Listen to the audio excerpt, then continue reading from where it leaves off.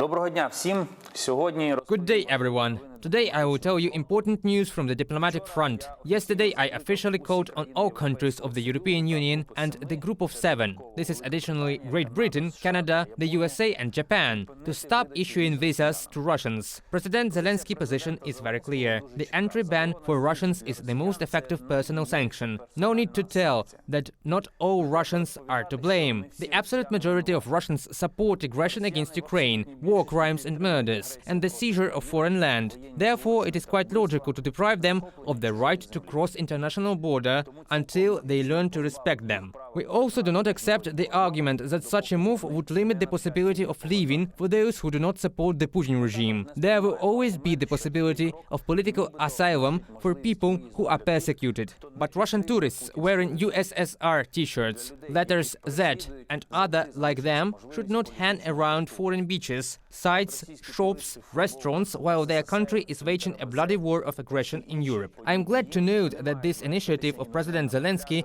is already gaining momentum in the European Union. Latvia stopped issuing visas. Finland and Estonia have supported these plans. Soon the topic will be discussed at the European Union level. Ukrainian diplomacy is actively working with partners in the EU and the Group of Seven to implement this decision. Next topic. Ukraine once again calls on the United States to recognize Russia as a state sponsor of terrorism and the rest of the world to recognize Russia as a terrorist state in one way or another. Andriy Yermak, the head of his office, and I, as the Minister of Foreign Affairs, emphasize this at all international platforms. I welcome today's decision of the Latvian Seimas to recognize Russia as a state sponsor of terrorism. Today, Russia is the biggest source of terrorism in the world, worse than Al-Qaeda and ISIS, and that needs to be admitted outright. It mass murders innocent people for the purpose of intimidation. Even the very activity of Russian private military companies abroad, such as the infamous Wagner, is sufficient reason to blacklist Russia as a sponsor of terrorism. The future recognition of Russia as a sponsor of terrorism will isolate it from the world, lower the sanctions, veil and make a significant contribution to maintaining international peace and security. This step must be taken as soon as possible for the sake of global stability. For years, Russia imposed the myth of its supposedly constructive role in countering terrorism. Adding it to the list of state sponsors of terrorism will destroy this myth forever. Russia is a source of terrorism, not a fighter against it. We continue to convince our partners of the necessity of such a step. The next topic is the Crimean platform. On August the 23rd, the second summit of the International Crimean Platform will be held online for security reasons. The summit will be an important international event that will prove that Crimea was, is and will be Ukrainian.